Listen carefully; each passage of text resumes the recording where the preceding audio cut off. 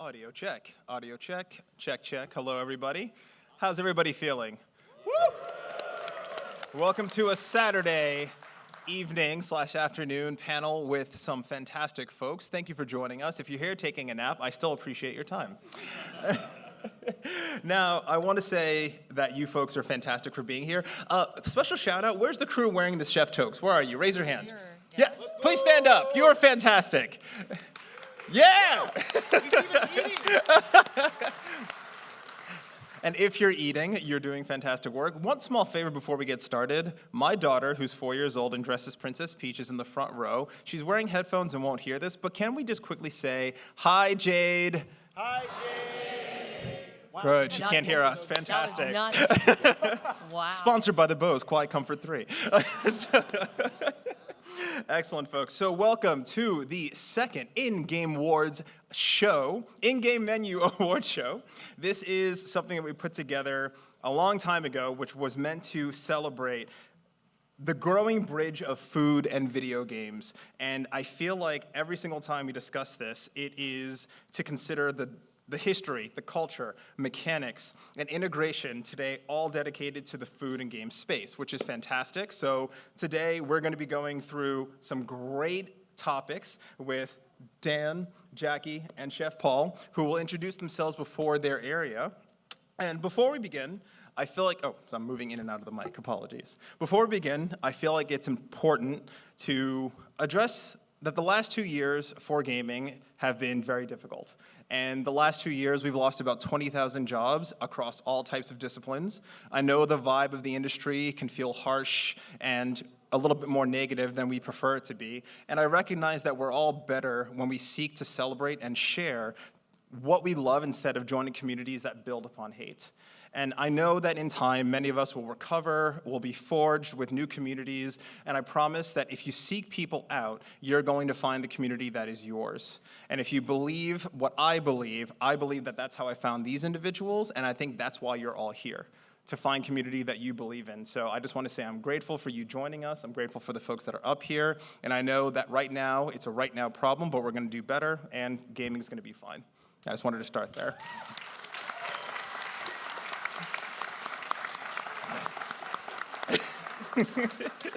Excellent. So, getting us started, I think our slides are up there. I am Chef Andy Lunique. I am the former executive chef of several different restaurants that I won't get into right now. I am the author of the Diablo Cookbook and the author of the Ultimate Gamers Cookbook. I've worked on several games like Destiny, Marathon, Telltale Games, Knockout City, Cuphead, Gears of War, and Discord. So my love of games goes from working in them, creating them, and then, of course, making food about them. I'm currently the director of creative marketing at a company that I will not name, but I promise you know who they are. So that said, the first bites, the history of food and video games. So before we get started, who has a good idea of what the very first game that incorporated food into video games is? Shout it out.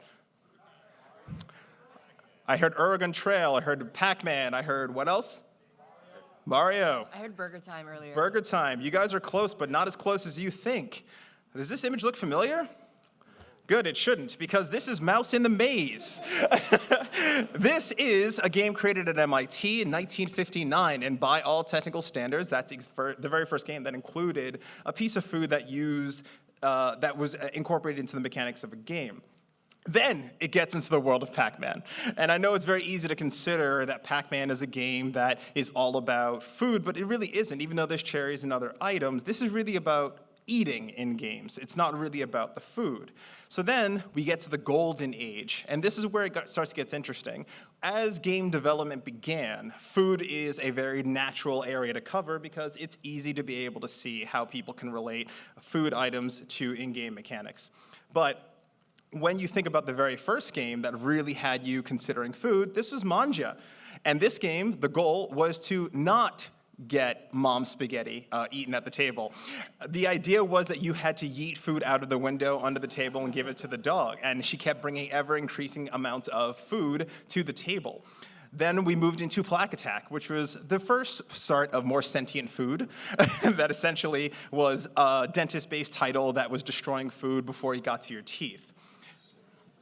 From there, Food Fight, which in my opinion is the very first battle royale. And over time, you started to realize that food was a theme, but it was really just block and tackle. It wasn't really incorporated the way that we know the way they are now. Then we got into simulation type games where Pressure Cooker and Panic Restaurant were coming out, where it was simulating the world of restaurant and seeing the stressful aspects of food service and trying to recreate more, what's the word I want to use? Exciting moments in the kitchen. This was all before Hell's Kitchen, by the way, for the younger folks. So before the time of the Mushroom Mario, we go from ingredients to iconic. And this is a symbol that everyone knows, but in time you started to recognize that the Mario mushroom, the meat in Zelda, the wall chicken in Castlevania, even vegetables in Mario 2, these became a little bit more common, easily recognizable items that you can use for health recovery. It was a trope in time, but you just recognized that food was there to help you, as it should be. Don't be afraid of food, it's delicious. So as food got into health recovery and it was more recognizable, the game started moving into just making something very simple. Pizza in a level, you knew that's where I should go to get more health. Shout out to TMNT. And then the most famous, in my opinion, use of chicken in video game history. Chicken. Yeah.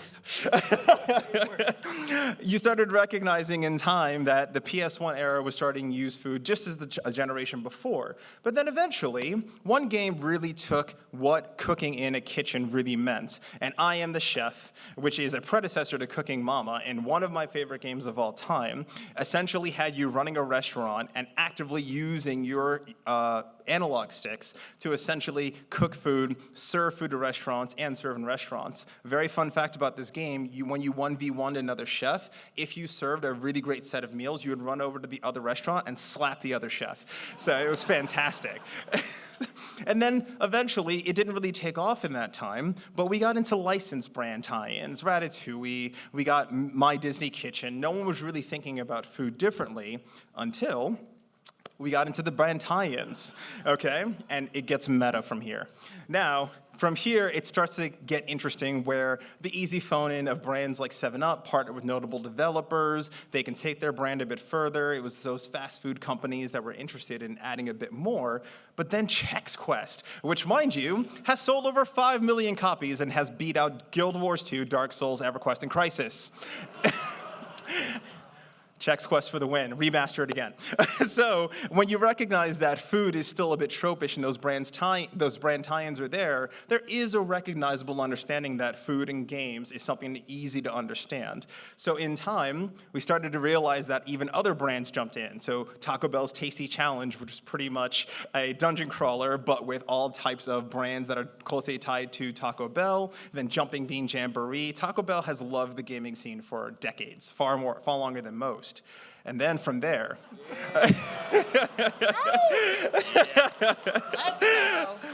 I Love You, Colonel Sanders has been one of the best food tie-ins in food gaming history, in my opinion. This is a dating simulator and what they call a finger-licking good time. Now, I'm glad your mic is off. But naturally, again, the brand started to understand that games are a good way to talk to folks, but better suited, you understand what food is doing in a game to be able to move into it. My personal future brand tie-in is absolutely seeing the Waffle House and Tekken make a collaboration, but the whole point is that there's always been this closely reachable arm's length attachment to games and food, and now, as Dan is going to take over his particular area, you're going to start to see a great series of games that start to really bridge the gap and make it feel like this is all part of the entire world. So I'm going to hand this off to this beautiful man, Dan. Thank you, Andy. That makes a lot more sense that I would be controlling that. Yeah. Yes, indeed. Oh, I need to go back. There you Got go. you. Hello, I am Dan, or Domestic Dan. This is my home. I live in Seattle, or at least very, very close. And yeah, I've been doing lifestyle and cooking content for getting close to 10 years now, which is wild, especially because I came from an accounting background. I have no experience outside of my mother teaching me how to cook. So it's actually kind of nice because cooking's really, really accessible, which is some of what I'm going to be getting into here in a moment. And apparently, I didn't bring a hat. That was me at Ren Fair earlier. No one was a baker. I don't know why. Everyone was like fairies and knights and things. And then there was me with bread I baked that day. So I kind of want to talk about like the mechanics, what Andy was saying. If you haven't noticed, it's kind of very trendy now for pretty much every single game to have something to do with food. Whether it's you're getting buffs from it, you're doing it to pass the time, farming, all of it. You'll see.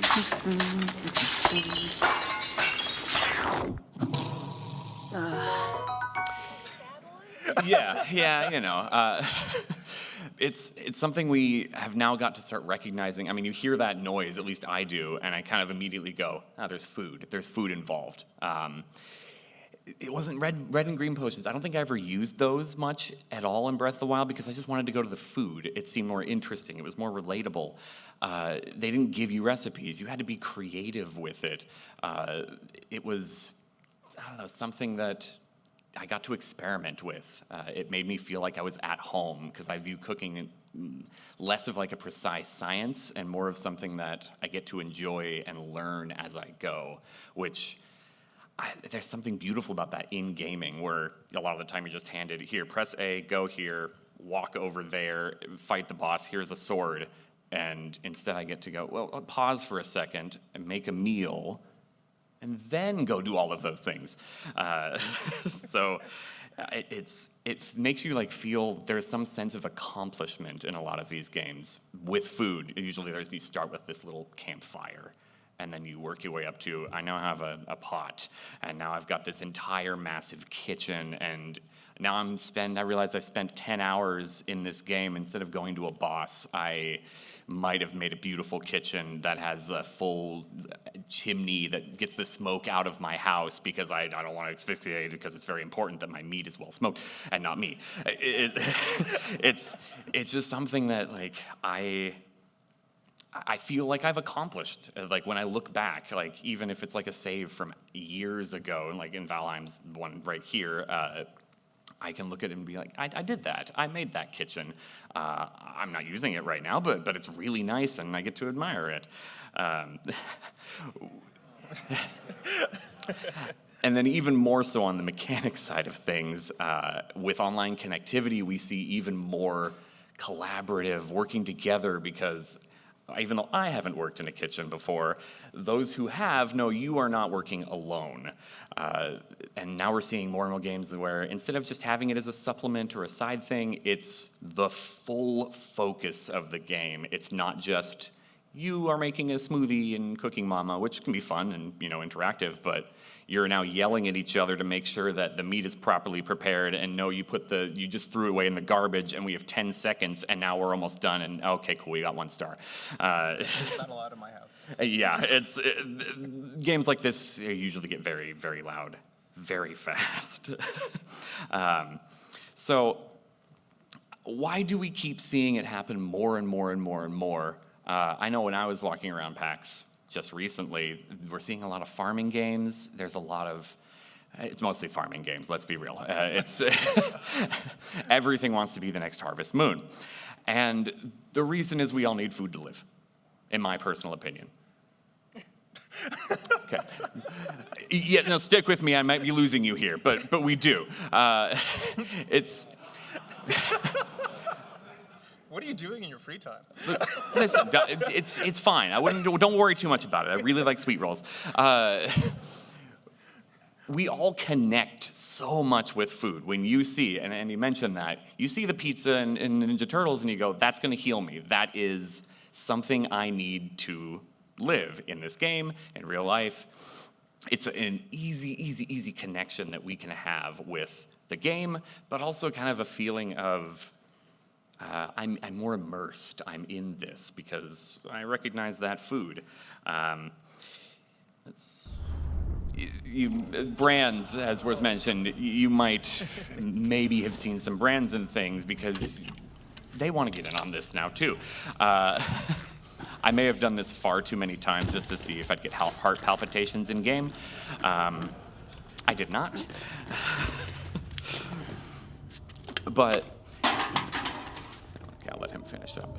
There he goes.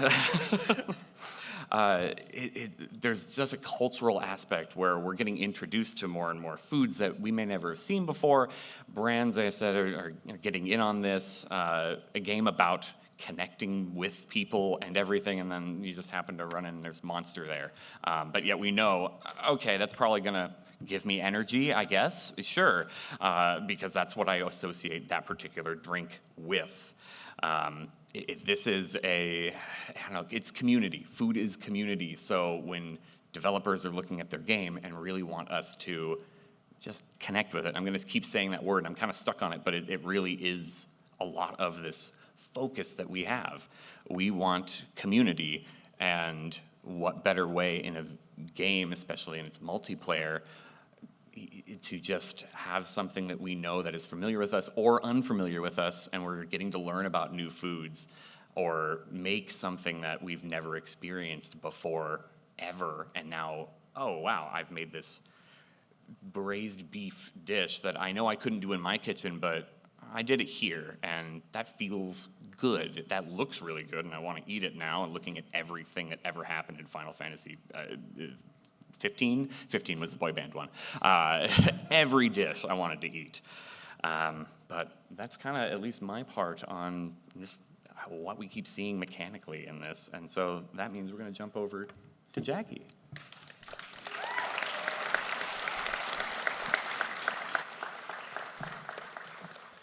Hello, my name is Jackie Aiko. I am the Senior Community Manager for Star Wars: The Old Republic.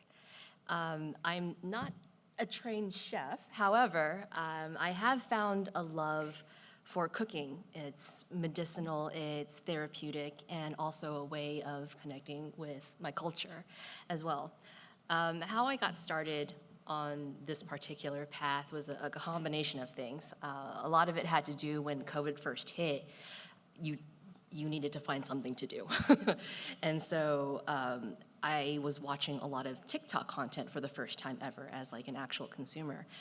And I saw a plethora of Asian creators on this particular platform, and a lot of the things that I was seeing on my feed based on my algorithm was a lot of food content, but not just showcasing the food itself. It was showing me how to make it, and that is incredibly important.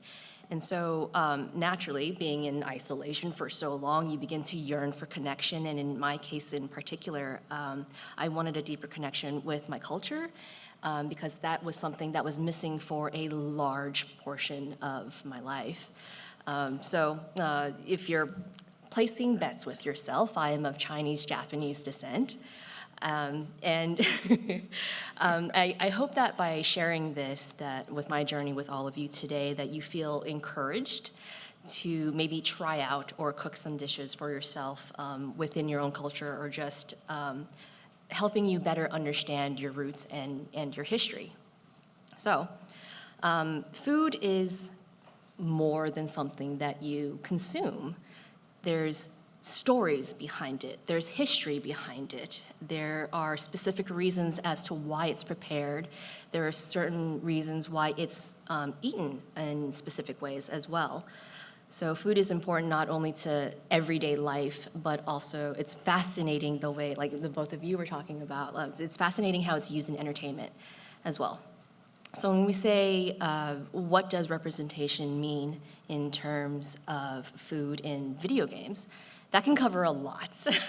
But I will say that it's safe to say that anyone who enjoys games, whether you're a player or you are a dev, world building is essential. It's an essential component to world building the game, and this is a very much needed foundation in really any story that you want to tell. Now, depending on the title, food can be a part of a player's character origin. You're playing a barista in Coffee Talk. You're getting yelled at by your mother in Cooking Mama if you fail to make a dish. It's also can be the core of the story, as it is with Venba. You can survive in the outside world in a boss fight, as in Zelda, You can also be the food yourself, be turned into the food, or use food as a weapon in Baldur's Gate 3. You all know what I'm talking about. I know. So in all of these examples, food is presented in a way that adds to the story and crafts the world around it. Now, in Star Wars: The Old Republic, we have 2 in-game events that involve food. We have the Dantooine Spring Abundance Festival, which, spoiler alert, happens in the spring. And then we also have a fall event called Feast of Prosperity. Players can cook food, serve food, gather ingredients like the sour bell fruit, the larval geobeast brain, and Nexu tongues. If I just mentioned these ingredients to you, you're like, what the heck is that? That doesn't sound real. And if the response is, well, that's from Star Wars, I'm like, that checks out. That sounds like something Star Wars. So the naming convention is also very important when you're crafting this world. So this is what our event looks like. Just by glancing at it, you can tell this is food related. Whoops, there we go.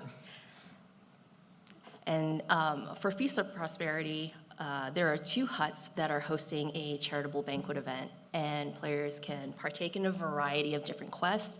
They can play a mini cooking game. They can act as droids to serve food to hungry patrons. You can become a chef yourself and cook the food yourself. In the Dantooine Spring event, players can gather ingredients to make a variety of pies, which you can see right here. And in turn, other players can eat those pies, so you get a bunch of experience that way. Here you can see a barbecue stand and a bunch of tables that are displaying our 3-berry deep water dak, pitted ka olive, and sweet sport tart pies. One of those is using a squid. I'll let you figure out which one that is. It's tasty. So what you're seeing here are actually decorations that players can earn during the event and use in their residences called strongholds. So if you want to host the best party in the galaxy, you are able to do that. Another form of representation that I will try to make as spoiler-free as possible, because this does come from some relatively recent content. We have quests called Date Night. These are quests that are the brainchild of our narrative director, Ashley Rule, and they're cinematic moments where players can enjoy a night out with their romance companion. One date in particular, the player character has the opportunity to try a rather unique to them cuisine, a local cuisine. And these are called salted marsh grubs. So this scene, I'm trying to be like very spoiler-free, but this scene in particular came from our lead writer, Caitlin Sullivan Kelly, and I got permission to share this quote with all of you. This is from our lead writer. "This scene was dear to me because I drew from real-life experience with my husband. He's Jamaican, and I grew up in Texas with zero access to any kind of Caribbean culture. Now, after nearly 20 years of being with my husband, there's hardly a single Jamaican dish that I don't love." And she was able to draw from that experience and her own inspiration and create a rather touching scene from this particular date night. I love it. It's like, just That is okay. really sweet. Yeah. So along the lines of feeling a deep personal connection to how food is used in games, I thought it would be fun to talk about some IRL dishes that are presented in a game and give you some fun facts about them. Likely to no one's surprise, we're going to be talking about Final Fantasy 15. I mean, you have to, right? You have to. So I wanted to bring to light 4 particular dishes that are cooked by the lovely Ignis Scientia.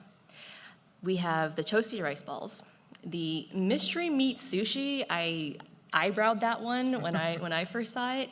We have the Crown City dive style dumplings and the classic tomato and egg stir fry. So first up, we have the toasty rice balls. This is actually of Japanese origin, and they are called onigiri. The rice is used to make the rice that is used to make these is usually mixed with like a rice vinegar, sometimes salt, sometimes sugar, and the filling can range anywhere from different types of meats, pickled plums, pickled vegetables. Fish is very, very popular. I picked this one in particular because my grandmother on the Japanese side, she used to make this for me all the time when I was a kid, and I hated what she used inside of them. They were a pickled plum, and whenever she wasn't looking, I took it out. So good. And I threw it away. What? I know. But as an adult now, and I understand the vested interest that one has in cooking, like I have a much better appreciation for them. For absolute sure. I'm pretty sure she's not happy with me. Next up, we have Mystery Mitsushi. I think this is probably one of the more popular, recognizable dishes. This is actually spam musubi. The woman who is credited for being the creator of this dish is Barbara Funamura, and she is a Japanese-American woman who lived in Hawaii. And so spam musubi actually became a Hawaiian staple. The spam itself was created in the 1930s and became heavily produced to help feed American troops during World War II. As a kid, I heard all the unsavory jokes about what spam was made out of, but I'm happy to say that it is made out of pork shoulder, salt, water, sugar, potato starch, and sodium. So you can be rest assured. And it's a really fun dish to prepare, and if you want some pointers on how to make it, I'm more than happy to give you some pointers after the panel. It's really fun. It's great to do in the kitchen with like friends, kids. It's a fun project. Next up, we have the Crown City Dive style dumpling. Say that 3 times fast. Also known as xiaolongbao. So this is a common Chinese dish. It literally means little basket bun. It's really cute. What you can't really see from here is that there's actually soup. There's broth inside of these. And so it's usually steamed, and you don't put the whole thing in your mouth when you are first served it. You bite a little hole in the top, you pour in the sauce, and then you just wait a little bit, and then you can enjoy it. So if you are curious on how the heck do you even get broth inside, if you make broth with ingredients that have a lot of collagen in them, it gets that jiggle when it cools down. And so you can actually dice it up, put that in the dumpling wrapper, and then seal it, and then steam it, and then enjoy it. This one I love, personal favorite, the tomato and egg stir fry. This is also known as 番茄炒鸡蛋. And it is known as a ultimate comfort food. A lot of Chinese households will have some version of this that's passed down from generation to generation. It's a mix of Chinese and Western cuisine, usually served with rice. A lot of the times I'll eat it if I need that extra cozy in my day, if I'm not feeling well. Mama Fried Rice used to make this for me all the time when I was upset. She also made it when she wanted to bribe me to do things for her, and it worked every single time. So she knows exactly what works. So given that this is the food panel, you're bound to walk away with at least one recipe today. So if you want to learn how to make this, you can just pull out your phone and take a photo, and you just fold it. You just fold it in. I love that GIF. It's one of my favorites.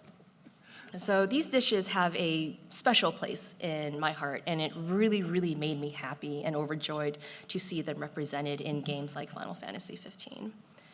And there are so many components that fuse together to create a game.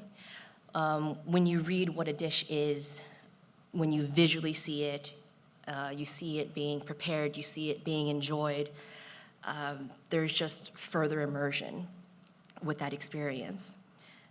You as a developer build a deeper connection with your players. You as a player build a deeper connection with the game. And my hope after this panel wraps is that all of you are just a little bit more cognizant about the role that food plays in the games that you love. So. Thank you so much.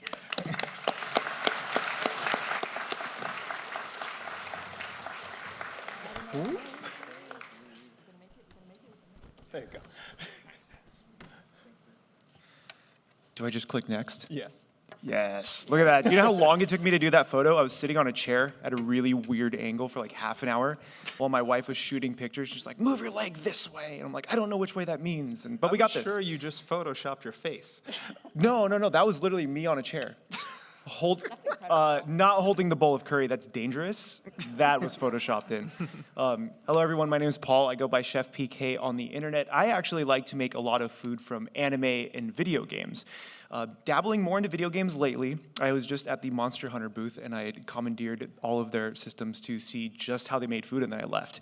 So I think that's gonna be part of what I do in the future. But what's I find fascinating so far about the panel is that we kind of see everything come to a culmination, and we get to see food in video games mechanics and how they work and the history of it. And from the anime side, what's actually pretty fascinating is that you see the first instance of food introduced into anime in the 1930s with an anime, I'm doing a video on this, with an anime called Taro's Train. And the food was used to teach train passengers how to behave on a train. You would see train passengers eating a bento box, and the rude passengers would throw the bento box on the floor, causing someone to fall over. So the food was a plot device in how to teach people how to act on a train. I thought that was fascinating. It has nothing to do with my presentation. But my name is Paul, and I've been a chef for most of my life, and now I do YouTube stuff, which is how most of us have come about. But what I want to talk to you guys today about is how to put a lot of the things that we see from games and anime into action so you can make them in the real world. As far as how my story goes is, I'm just going to tell you the story now, this is me when I was 13, and I was a very large lad. I was on offensive line, and they told me to stand there, or I guess just sit there in most cases, and let people run into me. The shirt that I have was the closest thing I could find to a Dragon Ball Z shirt at the time. It was just a dragon on a shirt, and I thought it was about Dragon Ball Z. How many of you guys know who Goku is? Yeah, let's go. Okay, that's almost all of you. Okay. So we know that Goku was this superhero. He wanted to train to get strong, to defend his world. But the thing that really caught my attention with Goku is that no matter how hard he trained, there was always reprieve. And the reprieve was always including food. It was usually Chi-Chi, so without Chi-Chi, there would be no Dragon Ball Z. His wife would cook for him. And it made a big difference in his recovery, in how he lived, and how he actually trained. So I thought, I'm gonna try to be Goku. So I had one option, and that was to learn how to cook. So I started learning how to cook when I was about 13 years old because of Dragon Ball Z. I thought, well, if they can do it in the show, they're making pretty simple things, because a lot of the things in Dragon Ball Z are derived from Chinese and Japanese cuisine, things that exist in the real world, things that you can just literally go out and get at a restaurant. And I thought that was really cool, but since I had no money, I had to learn how to make all of those things. So I had to cook. And so cook, I did. This is a feast that I made for myself, trying to fight my cat, who I guess would be Beerus. I'm going way too deep into the Dragon Ball Z lore. Fight my cat every time. This is a feast that I had made for and from a Dragon Ball Z video where I tried to train like Goku for a day, and that was a miserable experience. I trained 3 times that day, and after each training session, I would have a meal, because that's the reprieve. That's what I had learned. Every time something intense happens, you usually celebrate or relax with food, or sometimes mourn with food in some cases. It's a big part of why I think it's important, not only from the anime side or the gaming side, but just in life in general. And so I thought, let's continue this. I did this 2 years ago now, which sounds crazy. So I wanted to, how many Naruto fans? Any Naruto fans in the audience? Okay, there's like 3 of you. Liars, don't try to front. Don't try, you love it. You just ignore Boruto. This is a safe space. Yeah, it's okay. You can raise your hand. Okay. I actually really love Naruto, okay, admittedly. Do I have a Naruto tattoo yet? No, we'll add one. Okay. I like Naruto, but there's one character in Naruto who reminded me a lot of Goku, and his name is Rock Lee. Let's go. See, that's the one Naruto fan in the audience. So Rock Lee, for those of you who don't know, is a character who had no ninja powers. He couldn't summon things from his butt, like frogs and stuff. He couldn't do any of that. Rock Lee could only train hard, and the harder he trained, the stronger he got. He would train and train and train. He would take off his 80-kilogram weights, and as soon as that happened, he summoned fire from his butt somehow. And he just became powerful. But when you really look at Rock Lee and the things that he did and how he trained, there were moments in the show of Naruto that came to the reprieve once again. And that reprieve was the curry of life. This was supposed to be this super spicy curry, this thing that you really weren't supposed to eat. But if you eat spicy food, you get that fire in your belly, quite literally, and then you get fire elsewhere later on in the day. And with Rock Lee, he would eat this, he would get super amped, and then he would go train again. So I figured, you know what? Let's try to be like Rock Lee for a day. So all of these are curry dishes, Japanese-based curry, that I made, 3 of them. Each one got hotter and hotter that day. We started with jalapenos, and then we went to a bunch of Thai chilies, and then we went to Thai chilies and habanero peppers for the final one. It was good, okay? It was fine. In a day. So after each of these, I would train. It was awful. But I loved the character that much. I just had to know. I was like, okay, he did this. Yes, I know it's an anime. Who cares, right? Like, let's just have some fun with this. But these dishes exist in real life. You can literally get this probably within 5 minutes of this convention center. You can go find Japanese curry. So I did this. And again, here's the recipe. I was trying to hook you guys. That's a long recipe, so if you would like this. And I did it all in metric, so I apologize if you have to convert stuff. But it's more accurate, so if you want that, that's a really solid Japanese curry, and you can make this as spicy as you want. This one actually has no chilies in it, so please add chilies and experience my pain. So I made this recipe, made a bunch of it. And then what did we do? We trained. Yes, that's me in like full Rock Lee costume at the gym with weights around my ankles. Okay? It's not fun. Everybody at the gym is like, why are you dressed like this? What are you doing with your life? Especially when there's a camera set up and they're like, I don't understand. This is not 2024 yet. We shouldn't have cameras in the gym yet. So I did it. This was the first workout of the day. And then I ate more curry. And then I went back to the gym because I had to continue to try to be like Rock Lee. And so there's a very valuable lesson here, right? How do we become like our favorite characters? You can't, because they're from an anime. So what did we learn? You don't do it and you do it, okay? But this is all well and good, right? These are fantastical anime characters or gaming characters. It could be anybody from a video game. We talked about Final Fantasy 15. They had to eat to do things. You can talk about in Monster Hunter. The first thing you do, you go to camp, you eat braised meat because they don't have to do anything else in that game apparently. You eat and then you go fight some giant monster because like the 2 ounces of meat that you ate at your camp are definitely going to help you. So I wanted to take it a step further. How many Street Fighter fans in the audience? Okay, there's only still like 3. So Naruto fans and Street Fighter fans, let's put them together. I love Ryu as a character. I grew up playing Street Fighter 2. So I wanted to find out how I could bridge the gap of real life, someone like Ryu who is a karate genius trained forever and ever, and how do I bridge that gap into my life in a real setting? So I went on an adventure. And this is what I wore yesterday, and I don't know how I got a picture of it already in here, but this is one of my favorite things. And I knew that to be Ryu, I had to dig into him. Street Fighter doesn't show a ton of food. We don't know, there's no chicken in Street Fighter for sure, that we know of. I would like for them to be. So instead, I dug into who he was as a character, and this gets kind of meta. I found someone who is named Nick, who is this beautiful, handsome Polish man that moved to Japan when he was 19 to be a live-in student to learn Kyokushin karate, and I hope I'm pronouncing that right. He's been in Japan for the past 30 years. He is one of the only, I think he's the only foreign K1 karate champion. So he's legitimate. And I asked him, I was like, Nick, can you teach me how to be Ryu? And he was like, os, right? That was it. That was the message that I got on WhatsApp. So I flew to Japan. Literally flew out to Tokyo. I'm like, we're gonna do this. I'm gonna be Ryu for a day. So I decided to try to eat like Ryu for a little bit during the day. We do the 3 things. I do the training. I was literally at a park in Tokyo. Okay, it was very awkward, but no one stopped me, so I was okay. I was trying not to be annoying, so I had this weird trees behind me so no one would be filmed.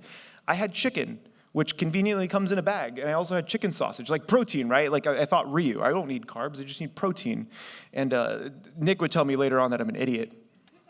So after all of this, I decided it's time to meet Nick. He kicked my ass for like 2.5 hours straight. Okay. I meet up at his gym. I meet up at his gym, and I'm like, I'm gonna learn how to become Ryu. Earlier, before this, which I don't have a photo of, I actually brought my red bandana. I was like, okay, we're gonna ham it up for YouTube. He literally told me, take that crap off. You don't deserve it yet. I was like, okay, I'm sorry. Like, please don't hit me, right? He trained me for so long, and he let me spar with one of his students who has been training under Nick for 15 years.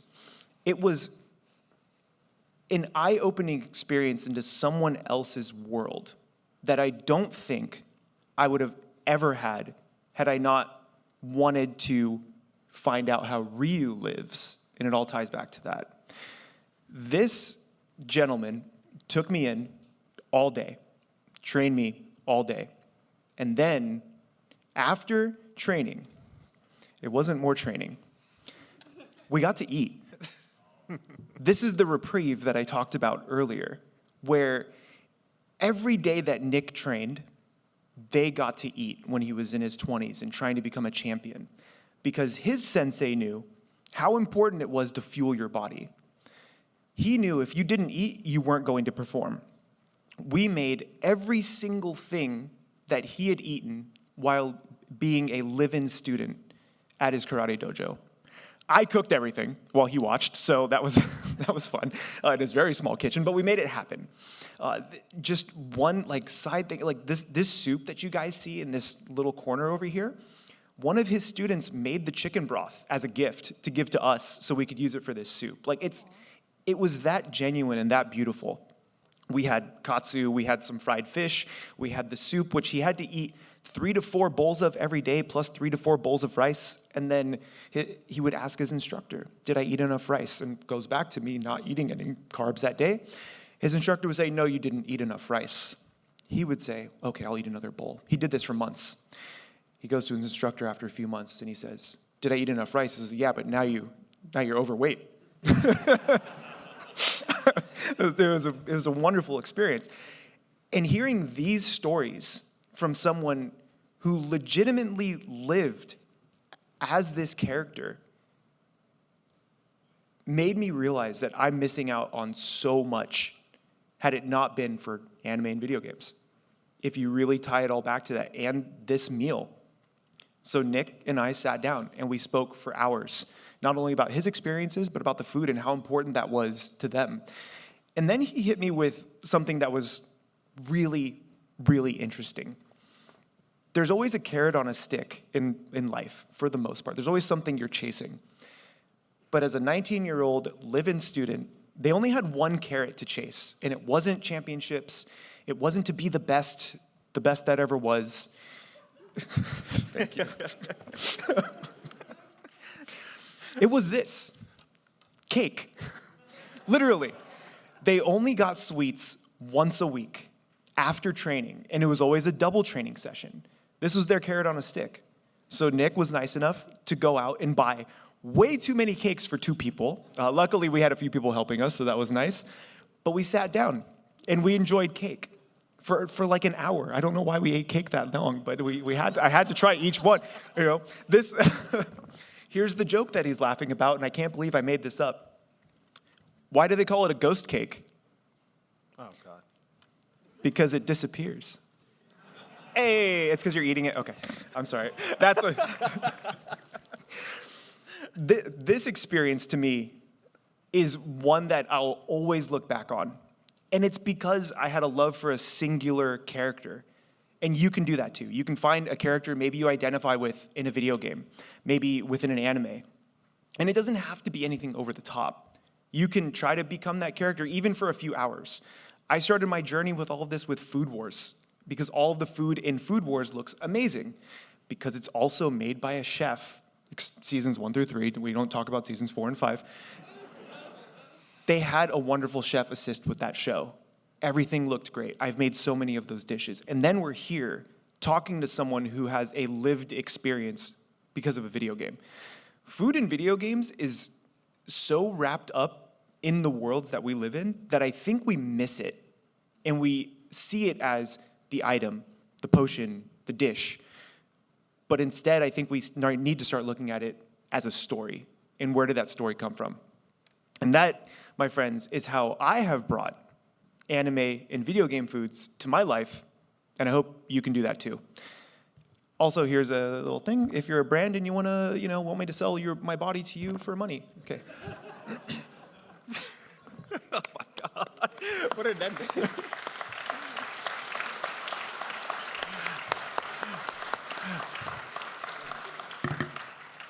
Sorry about the weirdness with that. So thank you very much for those stories, and thank you very much for each section that we'd gone on. And as folks who have come through this panel, you know that this is titled In-Game Menu, the greatest food in gaming. And I have learned in just the last year and a half that even though I hyperfixate on the most ridiculous aspects of games, for example, playing Gears of War 4, we're charging through the kitchen, and then I realized that there's a lot of catering happening, and I was able to reverse engineer the dishes that were being served before the entire place was destroyed. I'm that guy. I don't remember finishing that game at all, terrible ending. But the idea is that we are trying to explore what all of that means and how it comes together, but this is also meant to give props to the games that are showing out fantastic examples of video games and food. And I feel like I could have filled this entire panel with the amount of games that are now, in the last 5 years, incorporating food into their games, and I honestly feel like I didn't want to do that. I really love where we are, but now let's talk about the winners. So for the record, there are about 8 games here at PAX that could have made this list that I didn't even get in on time.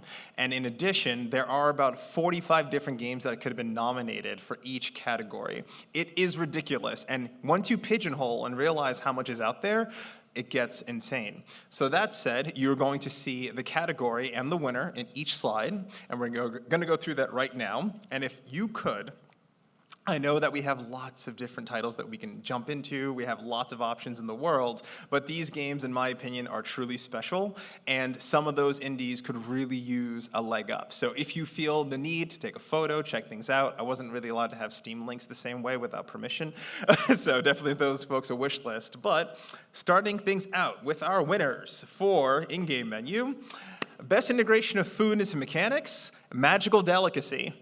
Imagine a pixel art Metroidvania mixed with cooking delivery and then crafting different delicacies with a very intricate plot woven into the game. This came out this year, and the idea is when you're starting to traverse into new areas, you're unlocking that by delivering food and making relationships with folks in the neighborhood. There is a great sense of progression through the narrative of the game, and then from there, the amount of things that you learn how to make are woefully unexpected. There's a lot of dishes that I think have done a disservice to food, but these folks have really gotten deep into the mechanics and done a great service to any type of person who's starting a small shop. So that's a fantastic game to check out. For best restaurant concept in a game, this is Galaxy Burger. Yes, that is a cat eating a burger. You are not 100% sure who you're cooking for, but you are running a restaurant as a cozy, co-op, stress-free cooking simulator. However, as with most cozy games, there is a sinister plot in the background. But you have the opportunity to utilize different ingredients to make increasingly unique burgers. While it is on the management side of things, you end up getting interesting stories from your customers that range from cats in mech suits to different aliens to the person who runs the restaurant next door. This game is a little bit more low-key, but I do feel like you have the opportunity to try out different things, and it's definitely a little bit less stressful than your Overcooked or your other cooking sims that are out there. So Galaxy Burger is a fantastic one. One more time? No, he does not slap you. But we should integrate that more. So for folks who have not seen this one, Ramen, Food Fighter Arena, which is in all ways, shapes, and forms the most inappropriate game of the year, where is an 8-player arena shooter where all of the weapons, all of the food, all of the ammo is all food-based. It is right now on Epic Game Store. But the idea is to use as many ingredients as possible to defeat your enemies. Now, the fact that everyone is near nearly nude is where that particular statement comes in, but don't look too far into it. But as you realize, as you start to improve, there are so many food puns and random little digs at different dishes that are available, you'll end up losing the plot immediately. So even if you recognize that the Naruto Frisbee cakes are a particular weapon and a particular one-shot, it is a fantastic game, and they're still just releasing content, and that game is amazing. For best presentation of meat in a video game, I'm sorry, I'm biased, it is Dragon's Dogma 2. That is in-game, and yes, it is definitely a real video, but I had to give this the wild card nomination this year. But what I did love about Dragon's Dogma 2 was one of the few games that actually incorporates realistic consequences of not using the ingredients that you have, but also still allowing you to utilize those ingredients. So when you find fruits like quince and apples and herbs, they can spoil in your backpack, and the game has an always-on day and nighttime system, whether you're in battle or not. So if your food spoils in your trunk or on your pack, you're able to change that into different ingredients, potions, oils to use in combat. So there's nothing that just goes away. You can still utilize it. And that was probably the most unnecessary thing you had to do in this game about having to go through and fight your twin arisen evil brother. But essentially, I feel like that was a fantastic way to utilize that. And the designer of this game just retired from Capcom today, and I'm heartbroken by it. So, love you, Itsunu. I'm just so sad. So, from here, the best use of food as representation is Midnight Ramen. Now, anyone familiar with games like Coffee Talk and I want to say an unreleased game, I can't talk about that just yet. This is an interactive novel where different patrons are coming in late at night to a late night ramen shop, telling you their story, and their individual stories get very emotional over time, but they find comfort in your store as you're starting to slowly make their specific variation of ramen. As you learn about those individuals, you realize that this is a taste for them, this is what they're going through, and these are the things that they need right now in this moment. And you're paying attention to what they're saying, and you're reacting to what they're telling you and then making a dish for those individuals, which is a beautiful way to tell a story. And I feel like one of the endings in this particular game is so sensational, and I really think being able to make a dish to help folks burdened with troubles is a great message. Best restaurant simulation.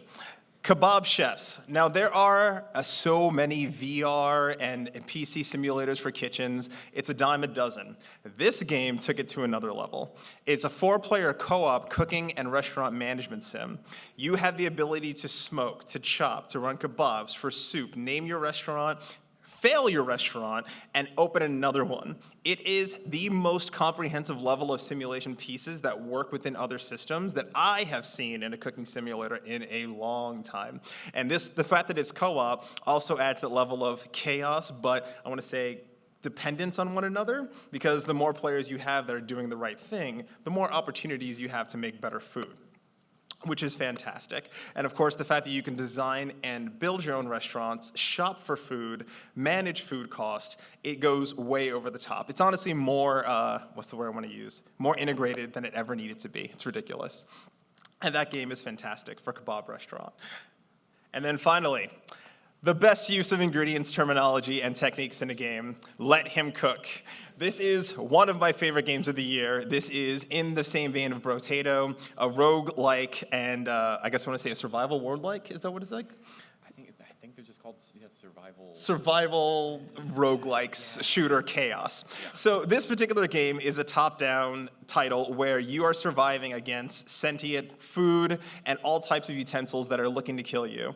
You are meant to essentially work as different aspects of hospitality, whether you're executive chef, butchers, the concierge, oddly enough, or you can be a bartender. Then you're able to hire different assistants that give you different powers, different weapons, and then you're able to use those weapons as buffs within the game. So for the sake of example, if you're facing vegetables and your assistants have vegetable peelers, those are more effective in other pieces. It's fantastic. And of course, PJ Sandwich, who's DJing the entire fight, is probably the final boss. I've never gotten that close, but it is a fantastic game. It's a bullet hell. It's by a single developer, developer whose brother is a Michelin star chef. So his brother would come home and just say things, and then essentially he would just build upon those. And it's insane the amount of detail one person has put into this game in 2 years. Fantastic title. And I think that is our last one. So everyone, I gotta say, thank you very much for joining us for another fantastic in-game menu show. You should know that we are going to be sending the awards to the nominees who've already been informed. Capcom also gave us a thumbs up, which is fantastic. So the in-game menu award goes straight to them, which is phenomenal. And even in the time that we've been here, I know that there are more games coming, so we're gonna build this a little bit more cohesively in the future. But this has been my personal dream come true, to be able to talk about these topics, to get really crispy on the, oh, geez. Sorry. To get really crisp on the world of food and games. But the fact that this many folks showed up for this, frankly, completely ridiculous topic, but it clearly means a lot to a lot of people. You've been sensational. I'm very glad we got so many good hearts and minds here. And if you have any other questions for us and my fantastic panelists, who are really sensational people, follow us, poke us, don't abuse us. Please, be nice. But it has been a pleasure. I can't thank you enough for joining us. Thank you for another fantastic panel, and enjoy the rest of your PAX.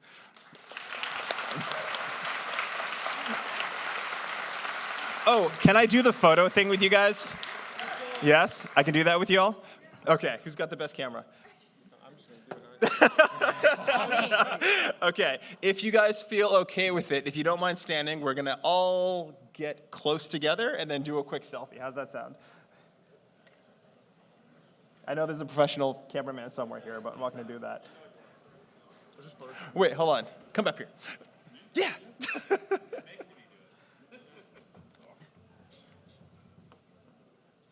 Okay. We'll use the proper camera. Yes, please. Ultra wide. Okay, what do we want to say? Cheese. Cheese? Yeah. Boo! Okay, 1, 2, 3, cheese! Nice. Thank you so much, everyone. Have a great show.